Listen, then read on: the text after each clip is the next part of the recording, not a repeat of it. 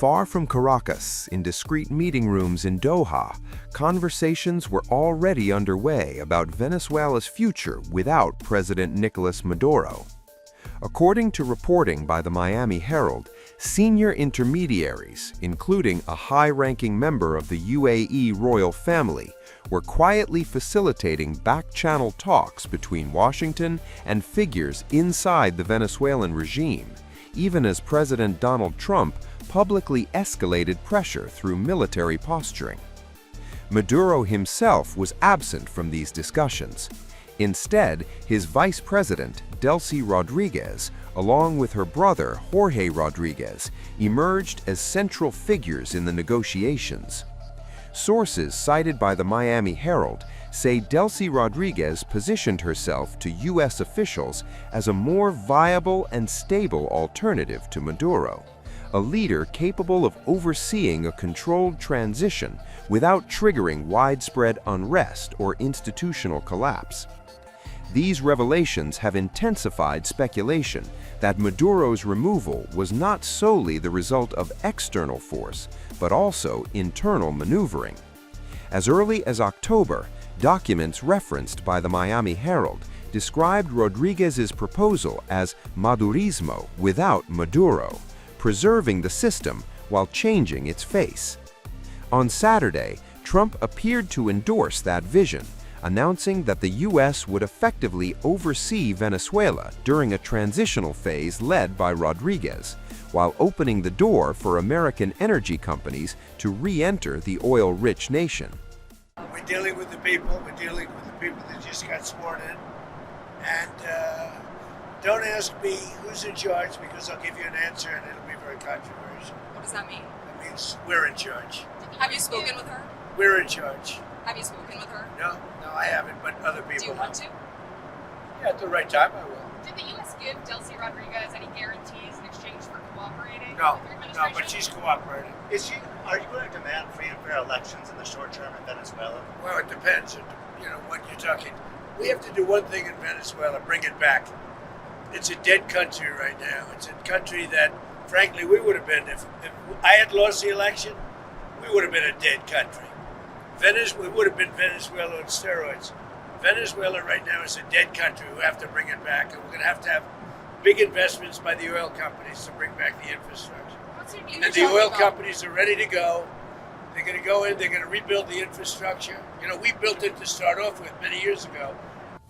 Colombia's former vice president and ex-ambassador to Washington, Francisco Santos Calderón, went further, alleging that Maduro had effectively been handed over. They didn't remove him, they delivered him, Santos said, claiming Rodriguez enabled Maduro's capture by U.S. forces with minimal resistance. Rodriguez is a seasoned political operator.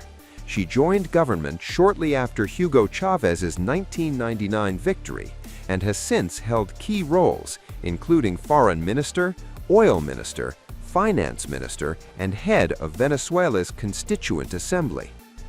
According to Jeff Ramsey of the Atlantic Council, she managed to balance ideological loyalty with pragmatic economic reforms, becoming the public face of limited market liberalization that helped stabilize Venezuela's economy after its dramatic collapse between 2018 and 2021. Those reforms also won her backing from segments of Venezuela's business class, said political risk analyst Pedro Garmendia, who described Rodriguez as predictable and effective in the eyes of private sector elites.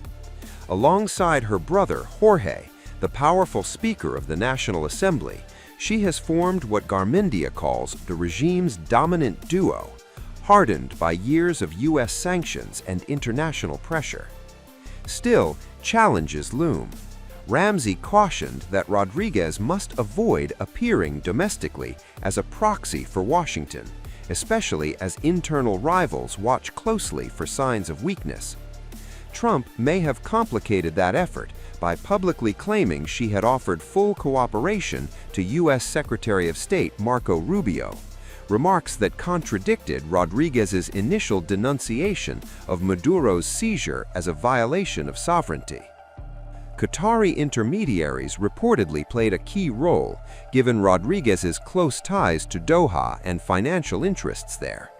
Richard Grenell, Trump's special envoy, conveyed early proposals to the White House, including plans that would have allowed Maduro to step aside peacefully. Those efforts collapsed, with Rubio insisting on full regime change. Now acting as Venezuela's leader, Rodriguez struck a more conciliatory tone on Sunday, calling for cooperation with the U.S. within the framework of international law, even as Trump warned that failure to comply would carry consequences. As reported by The Atlantic and The New York Times, U.S. officials say their support hinges on Rodriguez's actions, not her words. Maduro remains detained in New York, where he is scheduled to appear in court on Monday. Inside Venezuela, officials continue referring to his absence as temporary, underscoring the fragile and uncertain power balance now facing the country. The next question is who's in charge of Venezuela right now? Have you spoken to the newly sworn-in president there, Rodriguez? And what are your thoughts on the entire situation when you said the U.S. would run Venezuela? We're dealing with the people. We're dealing with the people that just got sworn in. And don't ask me who's in charge, because I'll give you an answer and it'll be very controversial. What does that mean? It means we're in charge. The United States has made its boldest claim yet over Venezuela's future, just days after the dramatic seizure of President Nicolás Maduro. Speaking aboard Air Force One on Sunday, President Donald Trump declared that Washington is now effectively in charge of Venezuela. Asked whether he had spoken to the country's new interim leadership, Trump deflected before issuing a blunt message. Vice President, have you spoken with any of the U.S. service members who were injured during that operation in Venezuela? Yes, we have calls into them. I want to speak. They're all in good shape. Can you detail what watching that was like when all of this played out in Venezuela and what Maduro was doing that moment? Well, I knew the possible danger. I mean, it was a very dangerous operation. It was amazing that we had a few injured, but all are in good shape right now. But I knew there was great danger. You got off a helicopter. The helicopters were being shot out. They got on the ground. They were amazing talent and tremendous patriotism, bravery. The bravery was incredible. Lindsay, they got off the helicopter and the bullets were flying all over the place.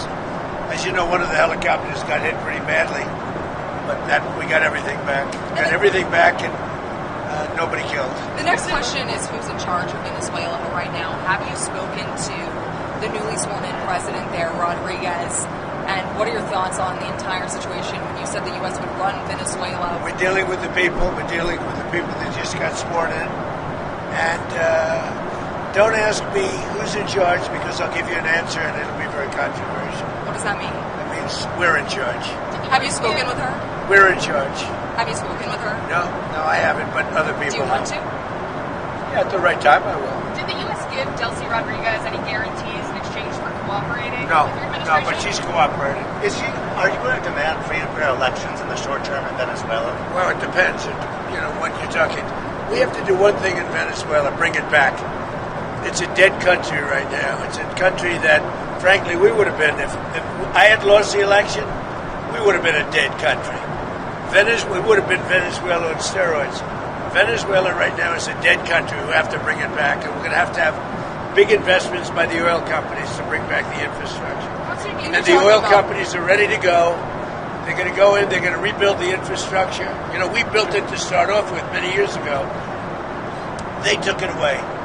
You can't do that. And you can't do that with me. They did it with other presidents. How soon do you think an election can take place in Venezuela? How soon can an election take place? Well, I think we're looking more at getting it fixed, getting it ready first, because it's a mess. The country is a mess.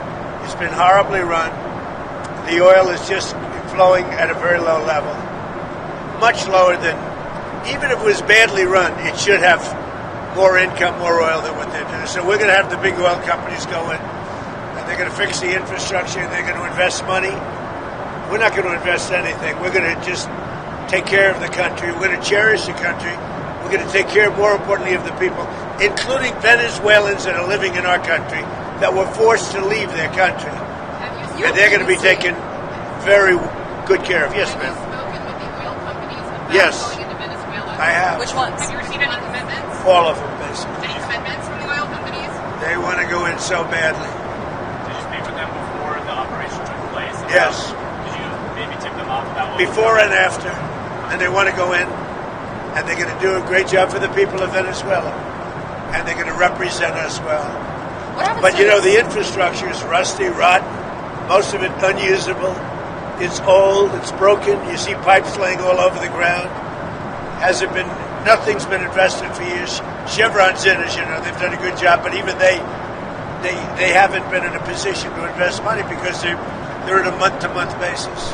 What happens to this? They're only there because I wanted them to be there. Yeah, are there any contingencies in case the military in Venezuela is unhappy with the U.S. and the way it's running Venezuela? Do you guys have plans for anything? So Venezuela thus far has been very nice, but it helps to have a force like we have. You know, we were ready for a second wave. We were all set to go, but we don't think we're going to need it. There's about 17 billion worth of oil reserves in Venezuela. More. Is that going to be? You mean trillion? And is that going to be Did you say something? billion or I trillion? said billion. You said 17 billion? It's much more than that. Okay, so what is going to happen to those reserves? Well, we're going to run everything. We're going to run it, fix it. We'll have elections at the right time. The main thing you have to fix, it's a broken country. There's no money. There's inflation. Like we would have had, if I didn't win this election, we would have been Venezuela on steroids. Trump also dropped a chilling ultimatum to Venezuela's new leader, Delcy Rodriguez. During a Sunday interview with The Atlantic, Trump vowed no mercy for Rodriguez's bold defiance. The warning? Crystal clear. Fall in line or face even harsher consequences. Quote, if she doesn't do what's right, she'll pay a price bigger than Maduro's, end quote. This after interim leader Delcy Rodriguez said the country was ready to defend national resources following the U.S. The immediate release of President Nicolás Maduro and his wife, Celia Flores. The only president of Venezuela, President Nicolás Maduro. The government of the United States launched an unprecedented military aggression against the Bolivarian Republic of Venezuela. This truly constitutes a terrible and deeply regrettable stain on the ongoing development of bilateral relations between our nations. During that specific military operation, the esteemed President Nicolás Maduro and the respected First Lady, the first combatant Celia Flores, were unfortunately captured. We had already issued a clear warning that an aggressive action was indeed underway under completely false excuses, under entirely false pretexts, and that the masks had definitively fallen, thereby revealing that there was only one true and ultimate objective, a complete regime change in Venezuela. And that this regime change would also allow for the capture of our energy resources, our mineral resources, our natural resources. That is the real objective, and the world and the international community must know that this is the case. Today, the Venezuelan people we have convened this National Defense Council, in which the public powers of the Venezuelan state participate. Joining us are the President of the Legislative Power of Venezuela, Dr. Jorge Rodríguez, the President of the Judicial Power, Dr. Carilia Beatriz, and the President of the Moral Power, Attorney General Tarek William Saab. Also joining us are the Minister of Defense, the Chief of the Strategic Operational Command, the Vice President for Citizen Security, the Council of Vice Presidents, and the Foreign Minister of the Bolivarian Republic of Venezuela, as well as special guests we have invited to this National Defense Council. From here, we demand the immediate release of President Nicolás Maduro and his wife, Celia Flores. The only president of Venezuela, President Nicolás Maduro. We are determined to achieve freedom. Here is the highest command of the Venezuelan state. The state is the military high command, the high command of the state, the high command of the Council of Vice Presidents. All the political forces of national power in Venezuela are united. But there is also a people in the streets of Venezuela who have mobilized in response to a call already made by the President of the Republic, and which he warned, if anything were to happen to President Nicolás Maduro, the people should take to the streets, mobilize the body of militants at their workplaces, mobilized the Bolivarian National Armed Forces activated and deployed throughout the national territory, citizen security agencies activated, all the national power of Venezuela activated. Not even empires, nor empires in decline. As if by inheritance we have the sacred duty to safeguard our national independence, our sovereignty, our territorial integrity, which has been savagely attacked in the early hours of today. The international community has joined in and raised its voice in support of Venezuela.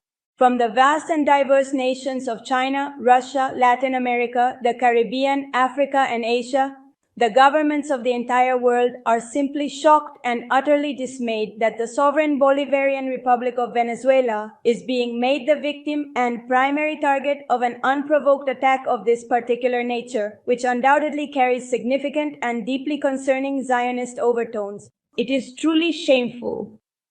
A very high awareness of what they're and the Venezuelan people, fully aware, with the sacred fire of the homeland burning within them, are outraged by the illegal and illegitimate kidnapping of the President and the First Lady, the first fighter, Cilia Flores. All of Venezuela is activated, and the decree, which has already been signed by President Maduro, the only president of Venezuela, there is only one president in this country, whose name is Nicolás Maduro Moros. Applause. Having meticulously written this significant decree, we are now proceeding within the esteemed National Defense Council to formally deliver it to the distinguished President of the Supreme Court of Justice for its due and essential constitutional support in the Constitutional Chamber. There will be absolutely no blockade. What they did to Venezuela today, they could do to anyone. This brutal use of force to twist the will of the people can be done to any country. Today they did it to the people of Bolívar, and you can be certain that the Venezuelan people, who are wise, who are patient, who possess strategic patience, will know how to find the path to defend peace, to defend tranquility, and to defend the homeland. Thank you very much to all Venezuelan men and women. She also held a meeting with the country's cabinet of ministers one day after the capture of Maduro, and created a commission to seek the release of Maduro and his wife, Flores.